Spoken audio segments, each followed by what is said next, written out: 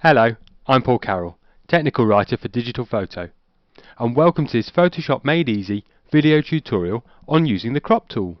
In this tutorial we'll be looking at 3 different ways to use the crop tool.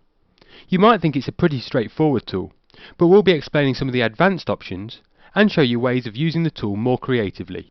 The first 2 techniques use Photoshop elements, and in the first technique we'll be making some simple crops, while in the second we'll look at how you can rotate the crop to achieve creative and intriguing angles. In the third technique we'll be using some of the more advanced functions of the crop tool, which are only available in the full version of Photoshop. In this technique we'll be using the crop tool to correct perspective and straighten out any converging vertical lines. Okay, let's get started. Start by opening the JPEG image sunset from the CD into Elements, or you can use the full version of Photoshop for this technique if that's what you have. I've already got the image open on screen, and you can see that we have a lovely beach sunset image. The current composition isn't too bad, with the puddles and texture on the sand creating those lead-in lines, and the sunset sky is in the top third of the frame.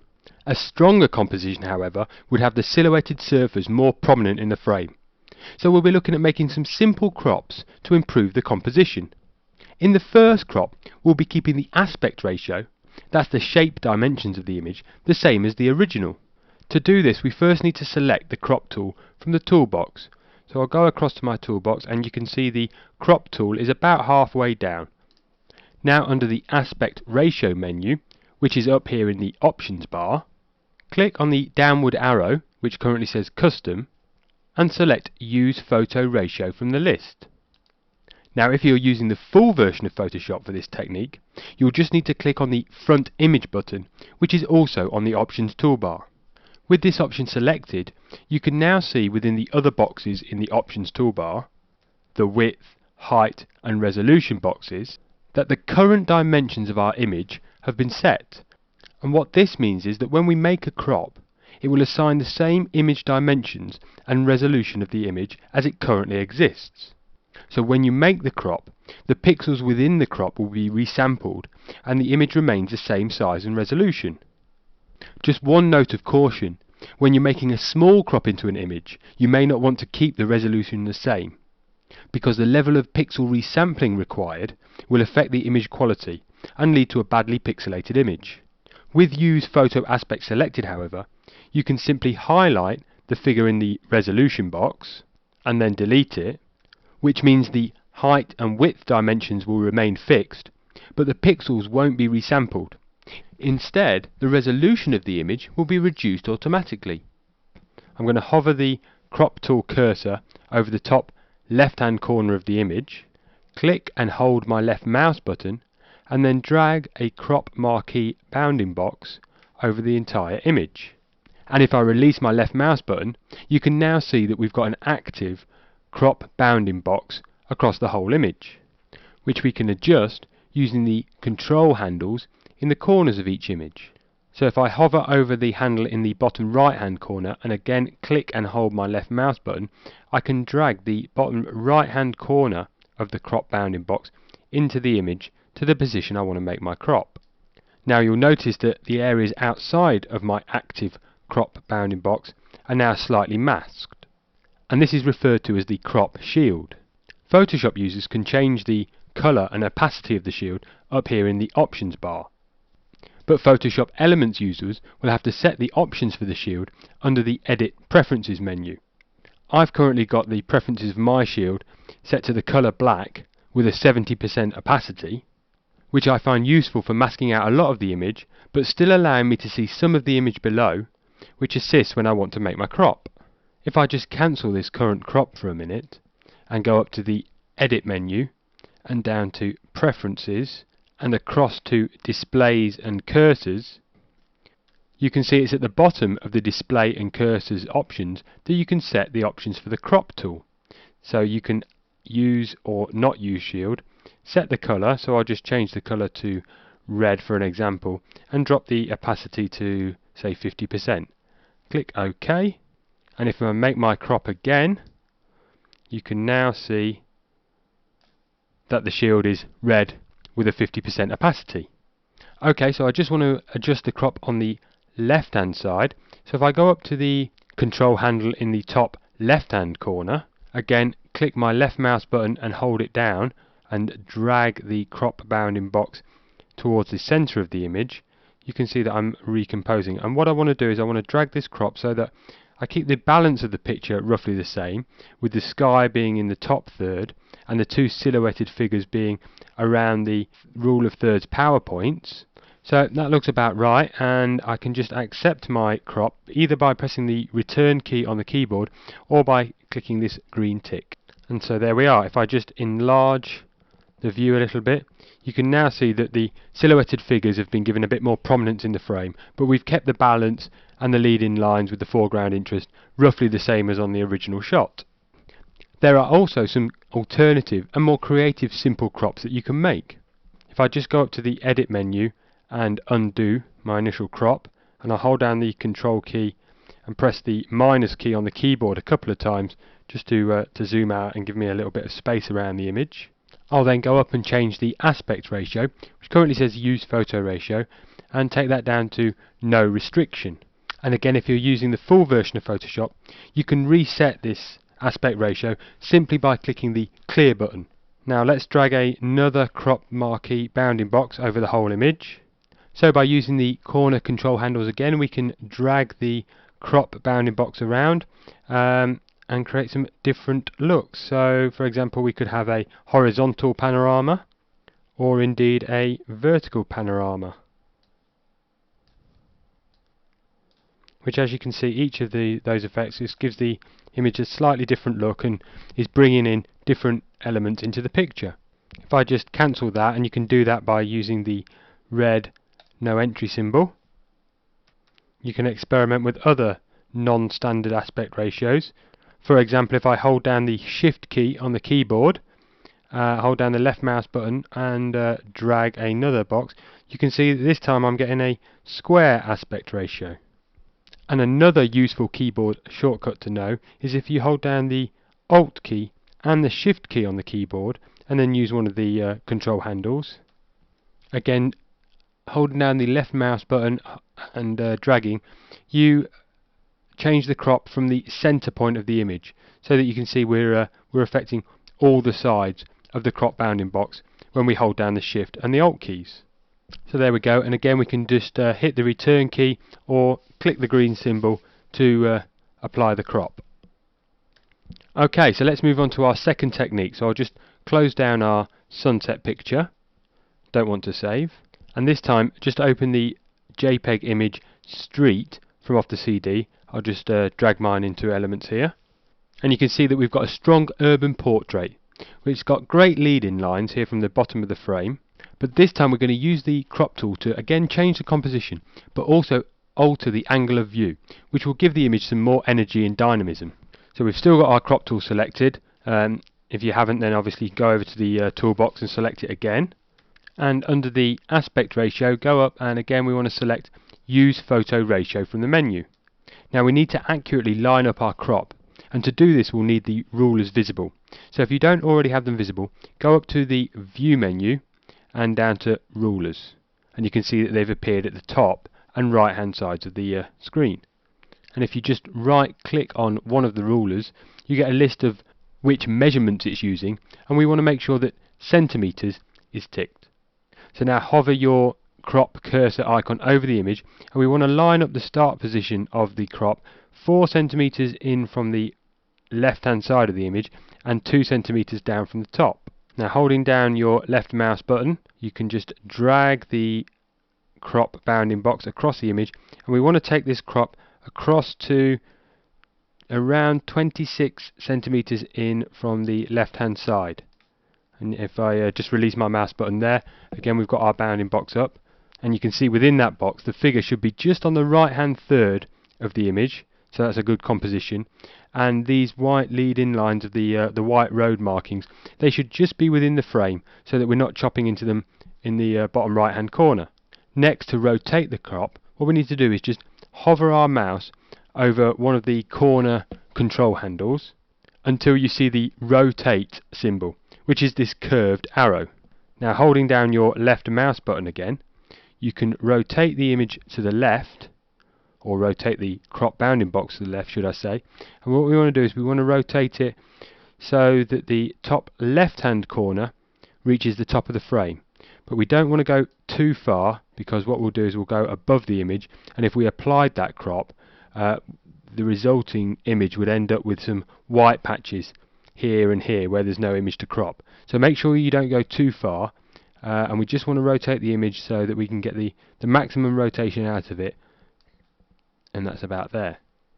And again, once you're happy, you can either hit the return key or just click the green tick to apply that crop. And there you can see in our new cropped image, we're still following some of the basic rules of composition, with these leading lines running from the bottom right hand corner and up from the bottom left hand corner into the centre of the frame. And our figure is sitting roughly on the third here over on the right hand side of the image, and he's looking into the frame. But with the new twisted angle of view, we've just added an extra element of intrigue into the picture. Right, time for the third and final technique, where we'll have to jump into the full version of Photoshop, so Photoshop Elements users might want to leave us now. This time, open up the JPEG image House from off the CD. Here we have an architectural shot, but it was taken from quite a low angle, and we were looking up at the building, so the focal plane of the camera doesn't run parallel with the building, and we have that common problem associated with images of building, converging verticals, which make the structure appear like it's falling over.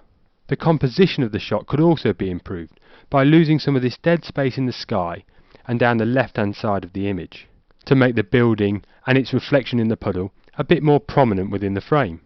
So we'll address both of these issues using the crop tool, and we'll also investigate some of the more advanced crop tool options that Photoshop provides. One of these features are the crop tool presets, and when you've got the crop tool selected, the presets can be accessed via the options bar at the top, here from the top left hand corner. If we use the downward preset arrow, you can see that we've got a menu list of the available presets, and if I select the top one off the list, which is crop 4 inch by 6 inch at 300 ppi, which is pixels per inch, and then drag my crop bounding box across the image, something like that, then with this preset selected, the pixels within the cropped area will be resampled to change the dimensions and resolution of the cropped image. Again, bear in mind that note of caution from the Elements tutorial that when you're resampling pixels within an image, scaling down won't noticeably affect image quality. However, if you're scaling up a low resolution image and resample too many pixels, an image quality will be affected.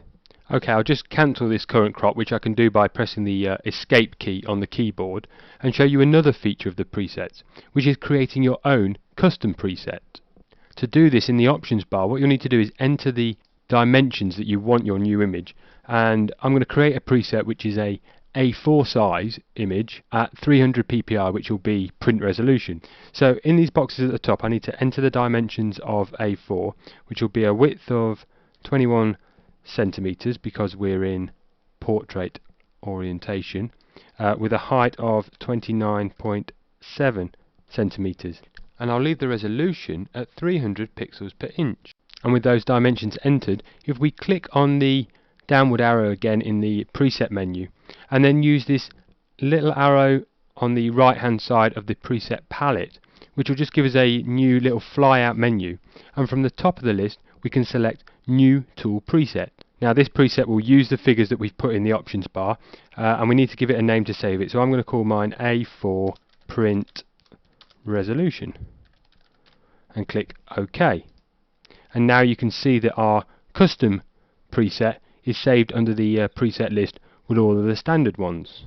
Okay, so with my preset selected, if I drag the bounding box over the entire image, well, I can't quite drag it over the entire image because you can now see that because of that preset is set to the dimensions of A4, we're losing a little bit off the bottom here because my original image isn't the same aspect ratio as A4, so we can't drag it over the entire image.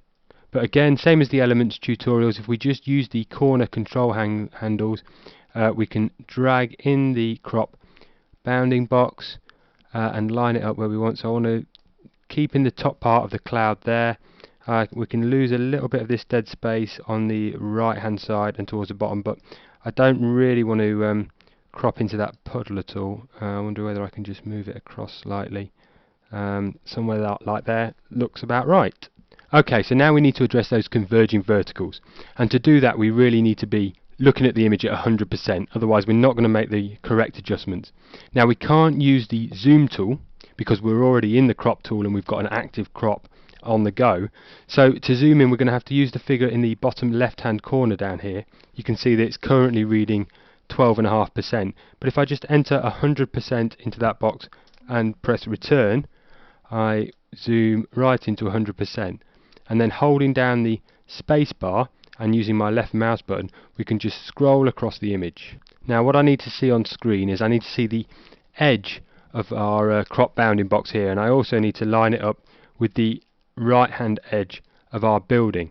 So what I'm going to do is I'm actually going to move the crop box, and you can do that simply by holding down your left mouse button anywhere within the active crop area and then just dragging the crop box. And again, I'm just going to hold down the space bar just so I can move around and then line it up where I want to. So somewhere I'm just going to move it down a little bit as well so I can see that top right hand control handle and the whole of the right hand side of the building. Now to change the perspective of the picture and the crop box, what we need to do is we need to go up to the options bar and make sure that the perspective box is ticked. And now when we hover over one of the control handles on the corners, so the top right hand corner for example, you can see that we get that little grey arrow which indicates that we're going to be affecting the perspective of the crop box. And by holding down my left mouse button again and dragging the box to the left, you can see that in effect. Right, so what I want to do is I want to get this edge of the crop box parallel. So again, just by holding down in the active area of the crop, I can just move the box and line it up with the edge of the building, and that looks pretty good. I might just tweak it slightly to the right. I might have gone just a little bit far, and just again back a little bit to the left, and just be a little bit careful because I don't know if you noticed there, but the top line of the box I've just shifted as well while I did that, so we're going to have to correct that in a minute. But that's looking pretty good on the right hand side of the building. So we now need to repeat that process but over on the left hand side of the building. So again, holding down the space bar, I can just scroll across to the left, release the space bar, and then hold my left mouse button in the active area, and I can just drag across the crop box. And again, this time I want to line up the box, so just come down so I can see that control handle in the corner. The perspective box in the options bar is still ticked, so again I'm getting that little grey arrow when I hover over the corner control handle.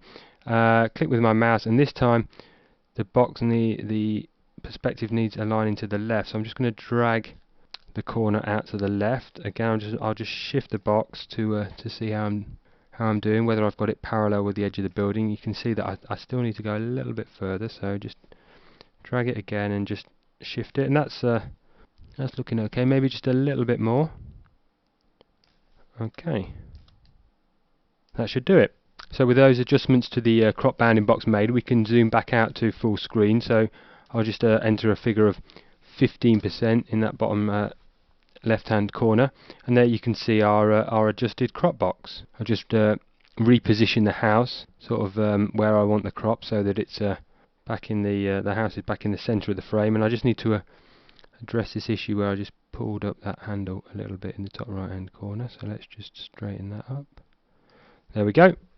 And then to apply our crop, again we just hit return on the keyboard, and you can see that we've cropped the image, but at the same time we've corrected the verticals of that building, and you can see it's no longer looks like it's falling over. That structure looks like it's nice and straight. I hope you've really enjoyed these 3 cropping tutorials. Give them a go using the start images on the CD, and then you can put them into practice and get cropping creatively on your own images in the future. Cheers!